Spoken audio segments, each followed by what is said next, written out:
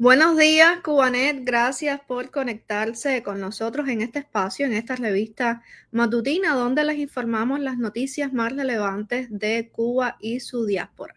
Hoy vamos a estar comentando sobre los derrumbes que ocurrieron el fin de semana en La Habana, que han dejado al menos 4 víctimas mortales. En uno de ellos falleció una familia, una niña de apenas 7 años y sus padres. También vamos a estar comentando lo que ha trascendido de esta reunión que está sesionando en estos días de la Asamblea Nacional del Poder Popular, donde han reconocido que la economía marcha muy mal, que ha crecido, por ejemplo, la mortalidad infantil, que solo se han construido una de cada 5 viviendas previstas para este año 2025 y además han reconocido la caída del 11% del Producto Interno Bruto en los últimos 5 años. Además, vamos a estar conmemorando el 31 aniversario de esta masacre del remolcador 13 de marzo. Asimismo, bueno, vamos a estarles transmitiendo la situación de José Daniel Ferrer, que hace unos días estuvo denunciando su familia una vez más, exigiendo fe de vida. Además, la presa política Aymara Nieto, dama de blanco, el régimen le está reteniendo su libertad condicional. También vamos a estar compartiendo la imagen de represores de José Daniel Ferrer que ya han sido ingresados en la lista de represores cubanos. Y como siempre, al finalizar les vamos a estar compartiendo algunas imágenes de la jornada. Así que quédese con nosotros que ya comenzamos.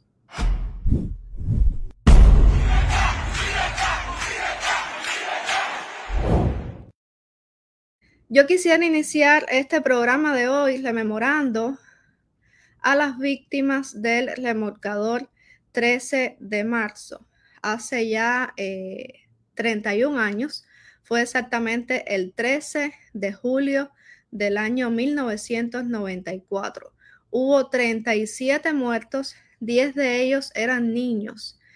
Ese día apenas zarpó el remolcador 13 de marzo del puerto de La Habana. Fueron perseguidos por 2 barcos durante 45 minutos aproximadamente. A 7 millas de distancia de las costas cubanas, otras 2 embarcaciones mayores equipadas con tanques y mangueras de agua aparecieron y embistieron al remolcador. Una bloqueó por delante al 13 de marzo, mientras la otra la chocó por detrás partiéndole la popa. A la vez, los barcos que lo siguieron desde el inicio lanzaban chorros de agua a presión contra las personas en cubierta. Finalmente, la embarcación se hundió con más de 70 civiles desarmados a bordo. Más de 40 murieron, entre ellos 10 niños. Los sobrevivientes han afirmado que los tripulantes de los barcos estatales cubanos estaban vestidos de civil y que no les prestaron auxilio cuando se estaban hundiendo. Además, según contó Sergio Perodín, una de las víctimas, y cito, con sus motores de máxima revolución montaron un cerco alrededor de los sobrevivientes creando un remolino de agua, los cuales los succionaban y dificultaban que pudiesen mantenerse a flote. Bueno, hoy recordamos a estas víctimas inocentes, desarmadas, que el régimen cubano hundió y, bueno, también provocó sus muertes. Vamos a ver este pequeño video donde se relata qué fue lo que sucedió ese día y cómo fallecieron esas personas. Que sirva esto para rememorar a esas víctimas. Insisto, 10 de ellos eran menores de edad que simplemente querían huir con sus familias de la isla. Vamos a ver este video.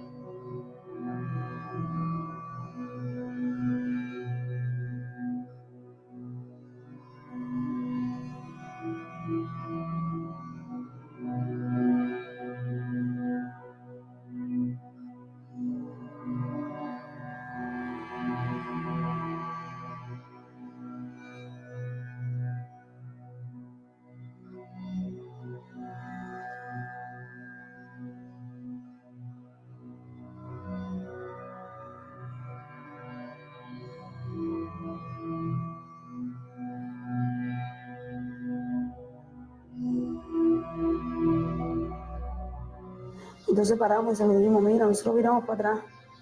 Nosotros vamos a virar para atrás, ya estamos parados, y nos habíamos parado y todo. Y le decíamos que no nos hiciera daño, que llevábamos niños ahí. Le enseñábamos a los niños que se iban echando agua. Entonces después vinieron los más, como a 7 niveles. Y se pusieron uno por cada lado. Uno va al frente, otro atrás. Y entonces el de atrás se subió arriba del palco. Y ahí fue donde le dio el golpe por el lado y lo viró.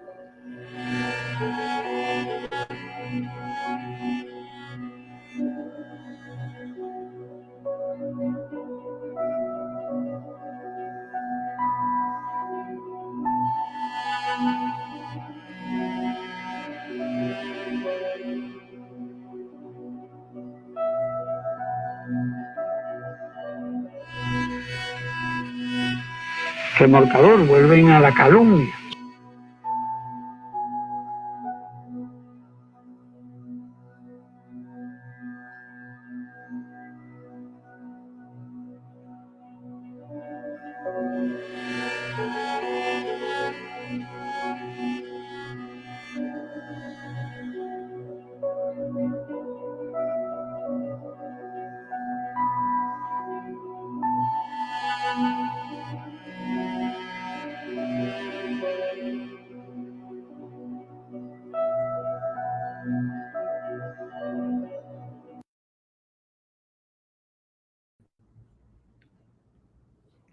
Bueno, pasamos a otras informaciones y es que, bueno, les comentaba que en estos días ha iniciado la sesión de la Asamblea Nacional del Poder Popular y ya han salido algunas informaciones, incluso han reconocido la pérdida es decir, la caída del 11% del Producto Interno Bruto.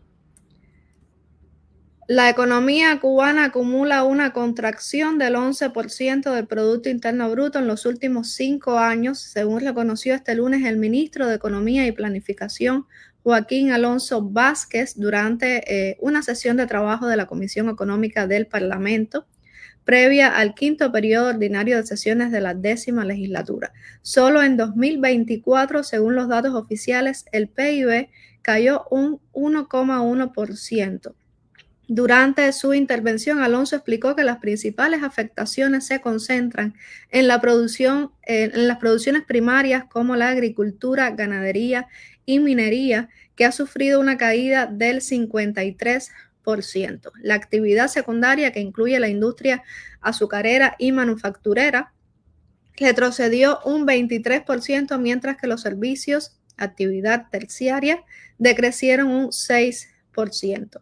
A la contracción económica se suma un contexto de alto endeudamiento externo, bajos ingresos por exportaciones y un deterioro generalizado del aparato productivo. Según señaló Alonso, en 2025 tenemos un alto endeudamiento externo que, si bien se viene gestionando, también pesa en el desenvolvimiento de la economía. El ministro detalló igualmente que al cierre del semestre del año, los ingresos en divisas por exportaciones se cumplieron solo al 91% del plan, cifra que representa un descenso del 7% respecto a igual periodo del año 2024.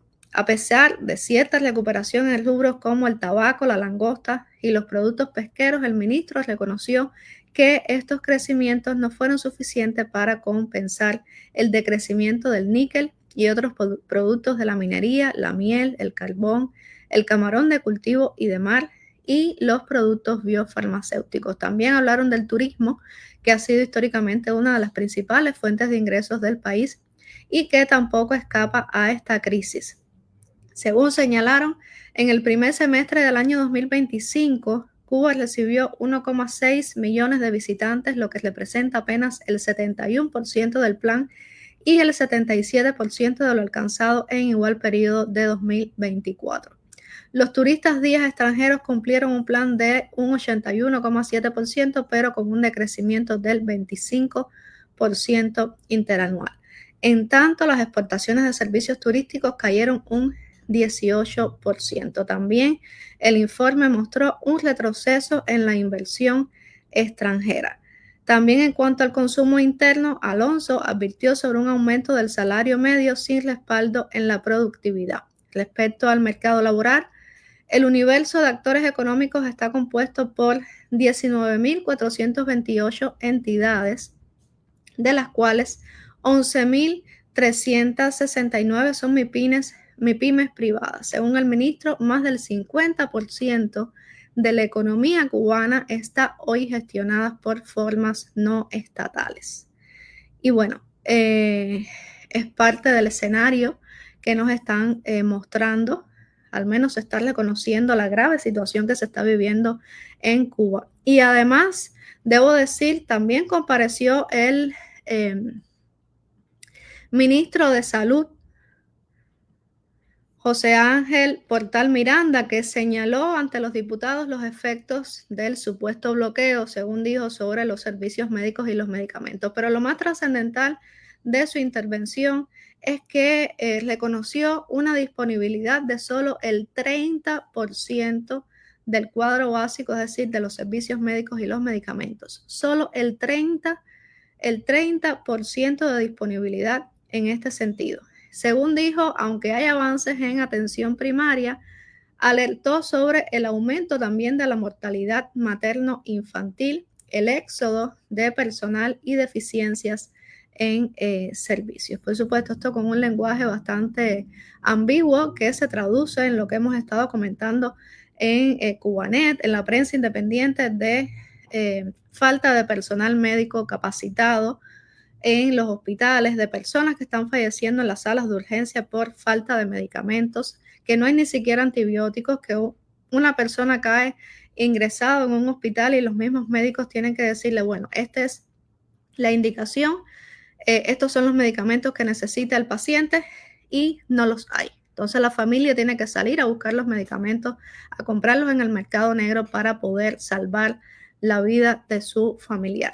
Y por supuesto, pero la cifra esta que da me parece importante, de que solo tienen un 30% de disponibilidad en un servicio de salud que ha sido parte de la propaganda del régimen cubano durante muchísimos años, de un sistema de salud avanzado, uno de los primeros en el mundo, donde se exporta incluso los servicios médicos a otros países. Además, bueno, se estuvo comentando sobre la construcción de viviendas, pero antes de caer en este tema, quisiera comentarles sobre una noticia que trascendió este fin de semana, y es sobre derrumbes que han ocurrido en la capital cubana. 2 derrumbes que ocurrieron el pasado fin de semana. Acá tenemos imágenes y bueno, ya fueron identificadas 3 de las víctimas. Fallecieron el pasado 12 de julio como consecuencia de un derrumbe en un edificio multifamiliar en la calle Montes 722 entre Rastro y Carmen, en el municipio Habana Vieja. Aunque las autoridades cubanas no han confirmado públicamente los decesos ni la identidad de las víctimas, el Centro Loyola Reina, obra socioeducativa de la Compañía de Jesús en Centro Habana, informó este lunes que las personas fallecidas eran integrantes de su comunidad. Se trata de la niña Alejandra Cotilla, de apenas 7 años de edad, y sus padres. Según expresó esta institución en un mensaje de condolencia difundido públicamente, dijo, y cito: con profundo dolor y consternación, nuestro Centro Loyola Reina se viste de luto ante los acontecimientos ocurridos el pasado 12 de julio, en el que un derrumbe ocurrido en las calles Monte y Rastro cobró la vida de nuestra querida Alejandra Cotilla, de tan solo 7 años, así como la de su madre y su papá, quienes también formaban parte de nuestra comunidad. También el Centro Loyola describió a la niña como la más pequeña de su taller de dibujo y destacó su vocación, su gracia y su extraordinario talento para las artes plásticas. Según el comunicado, Alejandra llenaba de luz cada espacio y fue reconocida en múltiples concursos por su creatividad y entusiasmo. La institución también subrayó el rol activo de su madre, quien era, según dijeron, ejemplo de amabilidad y compromiso con la formación de su hija. Hasta el momento, los medios estatales no han confirmado los nombres de las víctimas ni han reportado oficialmente los fallecimientos. El mismo día del siniestro, el gobierno de La Habana informó a través de su página en Facebook que el derrumbe habría ocurrido en la madrugada y que se continuaban las acciones para acceder a las 3 personas ubicadas dentro del inmueble que habían quedado atrapadas al momento del colapso. Ese mismo 12 de julio, el perfil en redes sociales del usuario afín al oficialismo Ramsel Londres adelantó que las 3 personas atrapadas habían fallecido e incluyó entre ellas a una niña de 7 años, pero no aportó sus identidades. Este derrumbe es uno más de la larga lista de colapsos estructurales que afectan viviendas en mal estado de La Habana. Menos de 24 horas después de ocurrido, las autoridades de la capital reportaron el colapso de otro edificio de 3 niveles en el municipio de 10 de octubre. El derrumbe habría ocurrido en la tarde del viernes en la calle San Bernardino, entre Serrano y Dureje, en el Consejo Popular Tamarindo, en este municipio 10 de octubre. Pese a reiteradas advertencias de vecinos y autoridades sobre el peligro de ingresar al lugar, el edificio, declarado como deshabitado y en proceso de demolición desde hacía más de 3 meses, colapsó dejando a 2 personas atrapadas.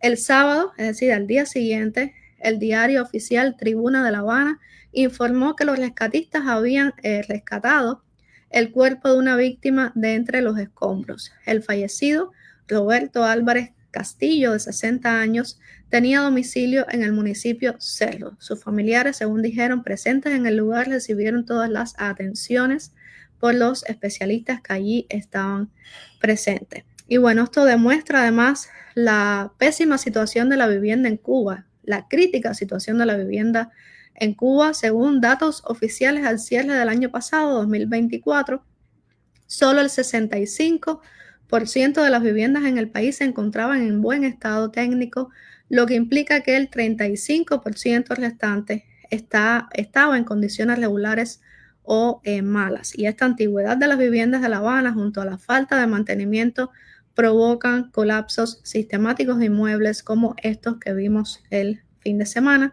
y desgraciadamente no pocos se cobran víctimas mortales. El gobierno incluso ha reconocido que en la capital se derrumban unas 1,000 viviendas cada año, situación que ha provocado la muerte de adultos y niños.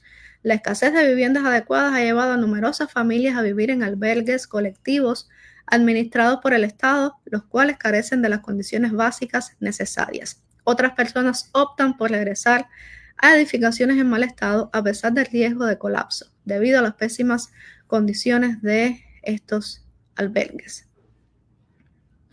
Bueno, y en este sentido también conocimos, en relación a la situación de la vivienda, déjenme compartirles acá la imagen. Solo se ha construido 1 de cada 5 viviendas previstas en Cuba para este año 2025. Seguimos indagando sobre este déficit habitacional, sobre la carencia de viviendas en buen estado en Cuba. Y el déficit habitacional en Cuba ascendía a 805.583 viviendas al cierre de marzo de este año 2025, mientras que el plan de construcción estatal de nuevas casas apenas ha alcanzado un 22% de cumplimiento, de acuerdo con el informe del Ministerio de Construcción presentado este lunes durante los debates de la Asamblea Nacional del Poder Popular.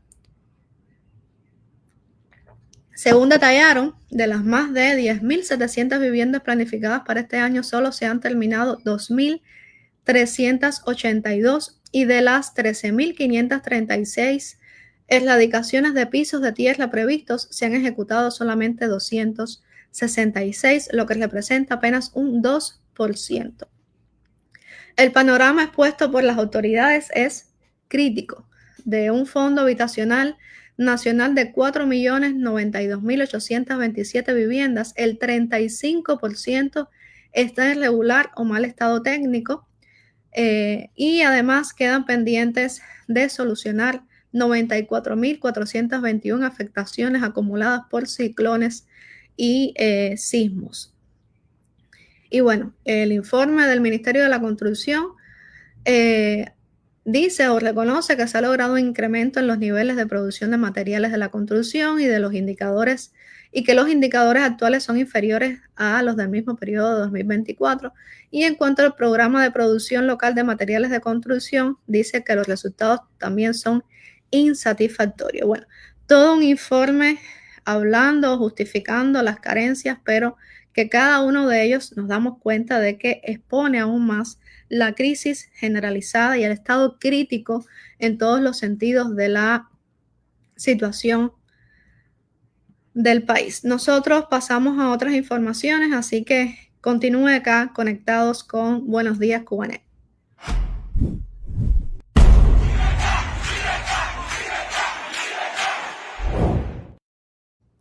Bueno, estuvimos informando esta semana también sobre la situación de Aymara Nieto, presa política, dama de blanco, y bueno, luego de 3 años y 9 meses cumpliendo la última causa por la que fue sancionada, porque ya ha sido presa política desde el año 2018 y bueno, hace 3 años y 9 meses le inventaron otra causa y la volvieron a sancionar. Y bueno, luego de estos 3 años y 9 meses cumpliendo esta última condena, la presa política Aymara Nieto Muñoz es la que estamos viendo acá en pantalla. Ya debía haber recibido su libertad condicional, sin embargo, a pesar de que la dirección del Campamento de Trabajo Correccional Villa Delicias ya le aprobó este beneficio penitenciario, el Tribunal Provincial aún no le da respuesta. A la dama de blanco le corresponde la libertad condicional a los 3 años con 4 meses de haber cumplido su sanción. Primeramente fue sancionada en el año 2018 a 4 años de prisión por los delitos de atentado y daños a la propiedad, condena que extinguió en el año 2022. Sin embargo, mientras se encontraba cumpliendo, fue acusada de liderar un motín en la prisión de mujeres de Occidente, el Guatao, y condenada por segunda ocasión a 5 años y 4 meses de cárcel. Es decir, Aymara está presa desde el año 2018. La activista fue presentada para la libertad condicional el pasado 1 de abril.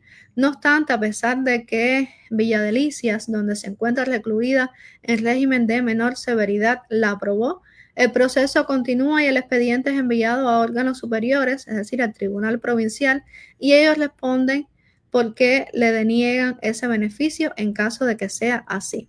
Todas las reclusas que se presentaron junto a la opositora para solicitar la libertad condicional ya tienen respuesta y a sus solicitudes ya sea de denegación o aprobación.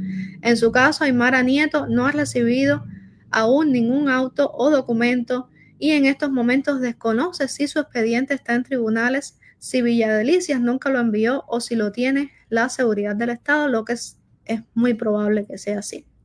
También se sabe que la policía política ha amenazado a Aymara Nieto en diferentes ocasiones diciéndole que no espere la condicional, pues debe irse del país. En total, Nieto Muñoz ha permanecido 8 años de su vida en prisión por motivos políticos.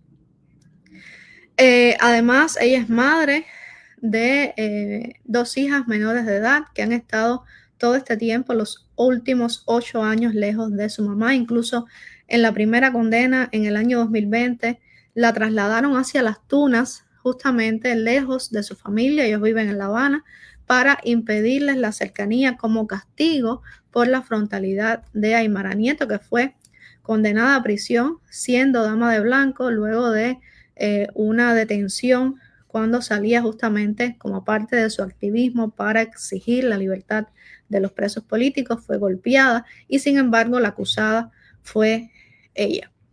Y en relación a presos políticos tenemos actualización también de la situación de José Daniel Ferrer. Aquí estamos viendo la información que ofreció su hermana Anabel Kiss Ferrer. Dice que aproximadamente a las 4 de la tarde de este lunes 14 de julio dieron finalmente fe de vida de José Daniel Ferrer. Solo a su esposa Nelva le permitieron verlo y bajo la presencia del represor de la seguridad del Estado conocido como Julio Fonseca. Según dice Ana Belkis, durante el encuentro de aproximadamente una hora, su esposa Nelva confirmó que todo continúa igual excepto las salvajes golpizas y las torturas extremas a las cuales, las cuales de momento le cesaron.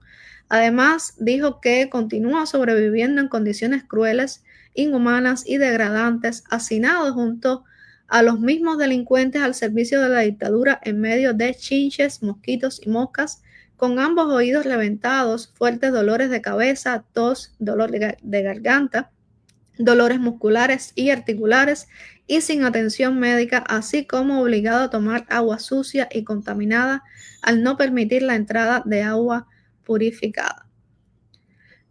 Hace unos días estuvimos informando que José Daniel Ferrer, su familia, había denunciado que estaba en huelga de hambre y que además estaba recibiendo continuas golpizas. Y además su familia ha identificado a las personas, a los represores de esa prisión de Mar Verde que han estado al frente de esta represión a José Daniel Ferrer.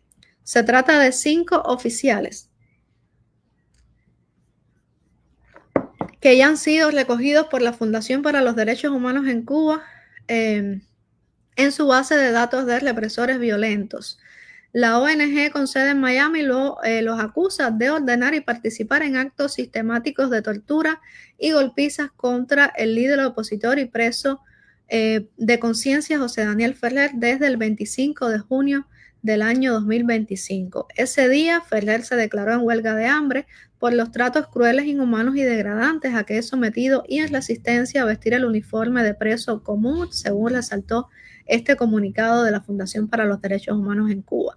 A partir de entonces habría sido agredido casi a diario, comenzando por una golpiza con la aprobación y participación del jefe del penal, el teniente coronel Vladimir Pineda Guerra, junto a otros 4 oficiales. Se trata de el coronel Adalberto Andreu Chacón, el capitán José Miguel Echavarría Gorguet, el mayor José Luis Yáñez Herrera y el capitán Liván Laugar Riquelme.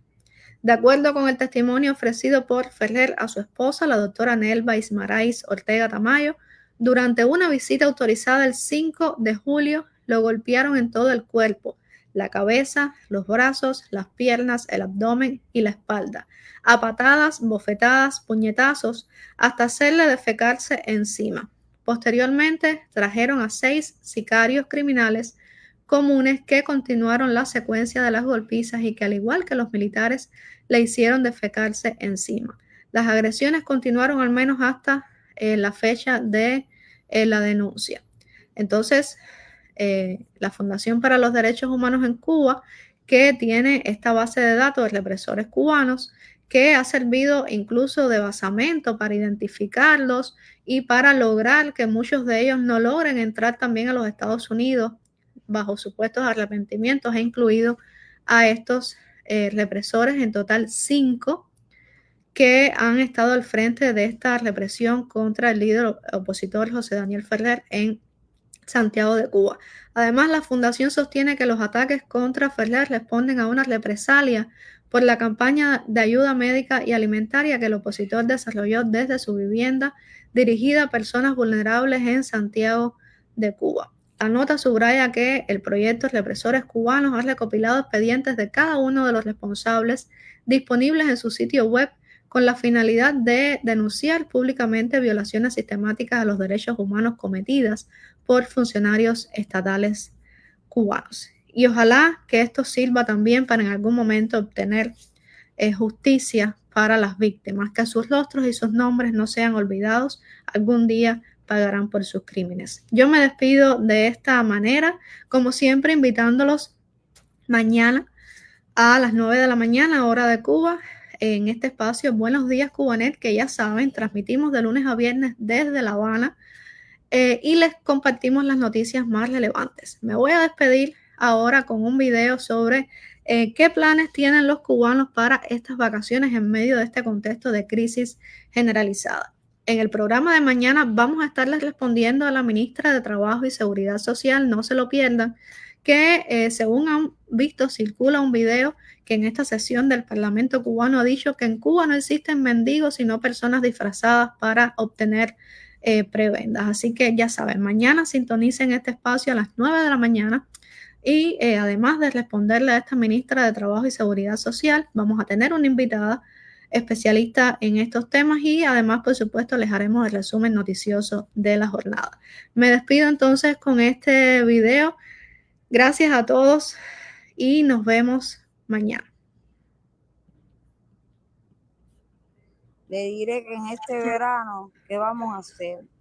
Esperar que se vaya y que se venga la luz, porque ¿qué vamos a hacer en el verano? Nada. Si vas a la playa, tienes que ir con 10,000 o 20,000 pesos, porque todo es caro. Para el verano queremos muchas cosas que no lo hay. Y este verano lo vamos a pasar todo el mundo en su casa. Si no hay nada, no hay dinero y todo está excedido. Mi propósito es irme. Ya estamos ya en planes ya de eso, ya ¿no entiendes? Porque aquí ese calor mismo aquí, aparte de la plata, me cogió la plata de mi mamá. Mi mamá, yo quisiera es ayudar a mi mamá, ¿entiendes? Todo esto va a ser por mi mamá, porque sinceramente aquí no hay propósito de nada. Primero que nada, debemos de resolver el problema del transporte. Porque si no hay transporte, ¿cómo podemos ir a una playa? No podemos ir a ningún lado, ¿entiendes? ¿Qué esta juventud va a hacer en el verano? Nada. Si todo es caro, no hay un combustible, no hay una guagua, no hay un avión, no hay ni... Aquí lo único que hay es, para esta juventud, para el verano, es químico y papelito. Este verano quisiera Guantánamo. Ojalá que Dios se me dé para salir adelante. Es lo que quisiera. Seguir trabajando en este verano y guardar mi platica, mi dinerito. Yo tengo un chamaco ahora que nació, entre 4 meses cumple ya un añito ya, hacerle su fiestecita linda, tú sabes, y divertirme. Y ya, y seguir peleando. A mí me gustaría ir a la playa, no sé, encontrar algo, alguna chica que me guste, ¿verdad? No sé, comprarme unos teléfonos, algo. Diversión. Quisiera ir a la playa, tener un hotel, pero no hay dinero para eso porque la economía no da. Y los niños estas vacaciones es dentro de su casa porque no hay dinero para sacarlo a pasear. A otra gente tienen dinero porque tienen un poquito, tienen su familia del lado allá, pero el que no tiene la familia del lado acá, no tenemos nada. Aquí se ha perdido todo. La patria está perdida completamente. Aquí no hay nada.